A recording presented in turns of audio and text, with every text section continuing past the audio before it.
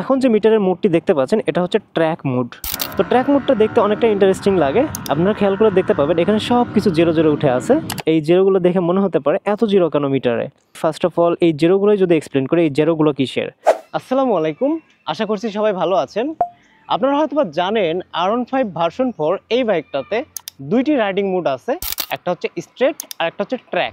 তো আজকের ভিডিওতে জানতে পারবেন স্ট্রেট এবং ট্র্যাক এই দুইটি রাইডিং মোডের মধ্যে পার্থক্য কি কি এবং কোন রাইডিং মোডটা আমাদের রিয়েল লাইফে ভালো বেনিফিট দেবে, পাশাপাশি কোন রাইডিং মোডের পারফরমেন্স সবথেকে বেশি এই বাইকে, সেসব জানতে পারবেন আজকের ভিডিওতে। ফার্স্ট অফ অল আমি যদি চাবি দিয়ে মিটারটি অন করি, এরকম একটি ইন্টারফেস দেখা যাবে।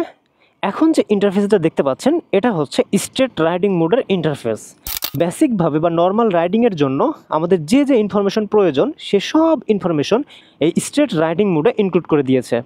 এই যেমন গিয়ার ইন্ডিকেটরটা লেফট কর্নার এখানে দিয়েছে, তারপর টাইম দিয়েছে এখানে, এরপর আরপিএম মিটার বা ট্যাকোমিটারটা এখানে এইভাবে দিয়েছে, তার ঠিক নিচে এটা হচ্ছে স্পিডোমিটার, অ্যান্ড নিচে এখানে টিপ অন, ওডো, তারপর অ্যাভারেজ ফুয়েল, এটা টুকটাক কিছু ইনফরমেশন নিচে এখানে শো করবে। অ্যান্ড তার ঠিক রাইট সাইডে এটা হচ্ছে ফুয়েল গ্যাজ।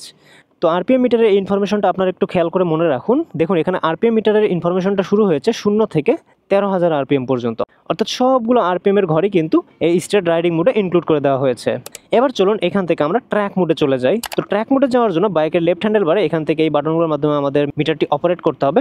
ফার্স্ট অফ অল মেনুতে গিয়ে ডিসপ্লে সেটিং থেকে ডিফল্ট মিটার মোড, এখান থেকে আমাদের সিলেক্ট করতে হবে ট্র্যাক। তো ট্র্যাক সিলেক্ট করার পর আমি যদি আবারও হোম বাটনে ক্লিক করি, তাহলে আমাদের ট্র্যাক মিটার মোডটি অন হয়ে গেল। তো এখন যে মিটারের মোডটি দেখতে পাচ্ছেন এটা হচ্ছে ট্র্যাক মোড।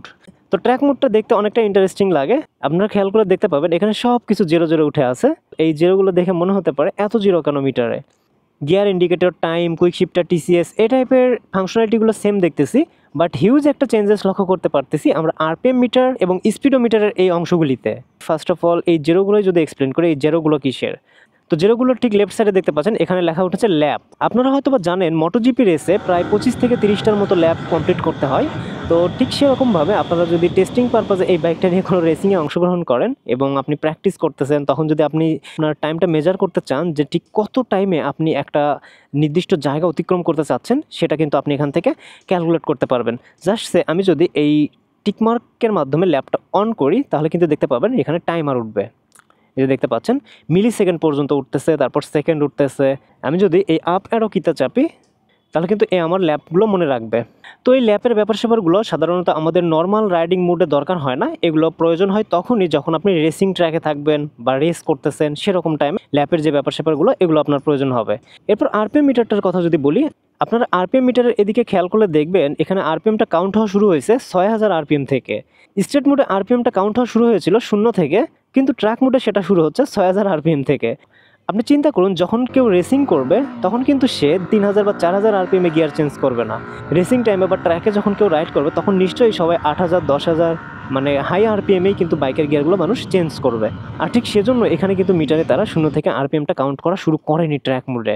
শুধু তাই না, রেসিং যে মোমেন্ট, ওই মোমেন্টে কিন্তু আমাদের বাইকের গতি কত আছে সেটাও কিন্তু অতটাও দেখার প্রয়োজন পড়ে না, কারণ রেসিং টাইমে কিন্তু বাইক কিন্তু খুবই দ্রুত চলে। দ্যাটস ওয়াই রাইডিংয়ে ফোকাস করতে হয় একটা রাইডারকে। আর ঠিক সে কারণে স্পিড দেখার প্রয়োজন পড়ে না রাইডারের অতটাও। ঠিক সেজন্যই স্পিডোমিটারটা দিয়ে রেখেছে একদম নিচে ছোট ছোট কিছু ফন্টে। আর রাইট সাইডে এখানে দেখতে পাচ্ছেন এটা হচ্ছে ফুয়েল গ্যাজ। তো এই ছিল স্ট্রেট এবং ট্র্যাক এই দুইটি রাইডিং মোডের মিটারের ইন্টারফেসের পার্থক্য। এখন আমি এই দুইটা রাইডিং মোডে বাইকটা রাইড করব, অ্যান্ড রাইড করতে করতে শেয়ার করব কোন রাইডিং মোডটাতে বেস্ট পারফরমেন্স বাইক থেকে পাওয়া যায়। ওকে, আমি এখন স্ট্রেট মোডে আছি। দুইটা রাইডিং মোডেই 0 to 100 একটা টেস্ট দিব, অ্যান্ড 0 to 100 টেস্ট দিলেই বোঝা যাবে কোন রাইডিং মোডের পারফরমেন্স কত বেশি। So let's start.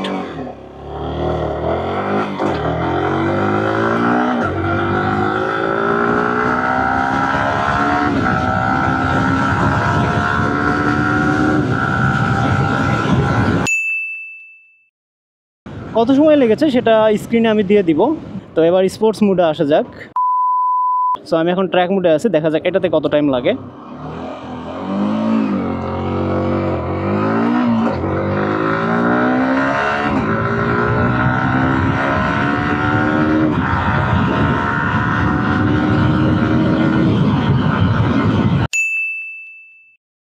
তো কোন মোডে কত টাইম লেগেছে সেটা নিশ্চয়ই স্ক্রিনে আপনারা দেখতে পাচ্ছেন। অ্যান্ড আমি এর আগেও যেহেতু টেস্ট করেছি, সো আমি এই ব্যাপারটা জানি যে দুইটা মোডেই একদম সেম টাইমই লাগে। আমি বেশ কিছুবার এই 0 to 100 টেস্ট দিয়েছি দুইটা রাইডিং মুডেই, অ্যান্ড রেজাল্টে টাইমের তেমন কোনো ডিফারেন্স আমি পাইনি। তো যেহেতু স্ট্রেট মোড এবং ট্র্যাক মোড দুইটা মুডে 0 to 100 উঠতে একই সময় লাগতেছে, সেহেতু ডেফিনেটলি আমরা বলতেই পারি এই দুইটা রাইডিং মোডের মধ্যে পারফরমেন্সের কোনো পার্থক্য নেই। তো এটা তো গেল জাস্ট 0 to 100 টেস্ট। এছাড়াও আমি এই দুইটা রাইডিং মোডে আরও কিছু টেস্ট করেছি, এই যেমন টপ স্পিড চেক করেছি। এই দুইটা রাইডিং মোডেই কিন্তু টপ স্পিড আমি সেমি পেয়েছি। তারপর আরেকটা ব্যাপার হচ্ছে, স্ট্রেট মোডে যত আরপিএমে যত গতি ওঠে, ট্র্যাক মোডেও ঠিক তত আরপিএমে তত গতি ওঠে, কোনো ধরনের কোনো চেঞ্জেস নাই। আরেকটা ব্যাপার সেটা হচ্ছে যে স্ট্রেট মোডে 7000 আরপিএমেই ভিভিএটা অ্যাক্টিভ হয়, ঠিক একইভাবে ট্র্যাক মোডেও 7000 আরপিএমেই ভিভিএটা অ্যাক্টিভেট হয়। তো একটা মজার ইনফরমেশন দিই, আপনি যদি স্ট্রেট মোডে রাইড করতে করতে যদি চান ট্র্যাক মোডে সুইচ করবেন, তাহলে খুব সিম্পলিভাবে এখানে 3 সেকেন্ড প্রেস করে ধরে রাখলে এই ট্র্যাক মোডে সুইচ করতে পারবেন। আবার হোম বাটনের 3 সেকেন্ড প্রেস করে ধরে রাখলে আগের মোডে ফেরত যেতে পারবেন। তো রাইড করতে করতে যেহেতু দুইটা মোড একটা থেকে আরেকটাতে সুইচ করা যাচ্ছে, অ্যান্ড কোনো ধরনের পারফরমেন্সের কোনো কিছু চেঞ্জেস আমি লক্ষ্য করতেছি না, দ্যাট মিনস বোঝাই যাচ্ছে এটা আসলে বাইকের পারফরমেন্স রিলেটেড কোনো কিছু আপডেট করে না। সত্যি কথা বলতে স্ট্রেট এবং ট্র্যাক এই দুইটি রাইডিং মোডের মধ্যে তেমন কোনো বেনিফিট নাই। জাস্ট বেনিফিট বলতে আপনি শুধু মিটারেই, মানে মিটারের যে আউটলুক বা ইন্টারফেস, এটাতেই শুধু চেঞ্জেস লক্ষ্য করতে পারবেন। এছাড়া এই দুইটি রাইডিং মোড একটা থেকে আরেকটাতে সুইচ করার মাধ্যমে আপনি বাইক থেকে যে ভালো পারফরমেন্স পাবেন, মাইলেজ বেশি পাবেন, অথবা ভালো টপ স্পিড পাবেন, মোট কথা বাইক থেকে বেনিফিট পাবেন, এরকম কোনো পার্থক্য এই দুইটি রাইডিং মোডের মধ্যে নাই। তো আজ পর্যন্ত আমি প্রায় 1 বছর হচ্ছে বাইকটা রাইড করতেছি। আমি খুব সম্ভবত জাস্ট টেস্টিং পারপাস ছাড়া কোনো কারণেই আমি রাইডিং মোডগুলো চেঞ্জ করি নাই। যখন একটু মন চাইছে একটু ট্র্যাক মোডে দেখি কেমন কি ইন্টারফেস, সেটা দেখছি, তারপর স্ট্রেট মোডে আবার ব্যাক করছি। যেহেতু কোনো বেনিফিট নাই, সো চেঞ্জ করা না করা প্রায় সমান। বাই দ্য ওয়ে, এই দুইটা রাইডিং মোডের মধ্যে কোন মোডের ইন্টারফেসটা আপনার কাছে বেশি ভালো লেগেছে সেটা অবশ্যই কমেন্টে জানিয়ে দিতে পারেন। আশা করছি ভিডিওটি আপনাদের কাছে ভালো লেগেছে। ভিডিওটি যদি ভালো লেগে থাকে তাহলে অবশ্যই বাইক ক্যানভাসের সাথেই থাকবেন। আল্লাহ হাফেজ।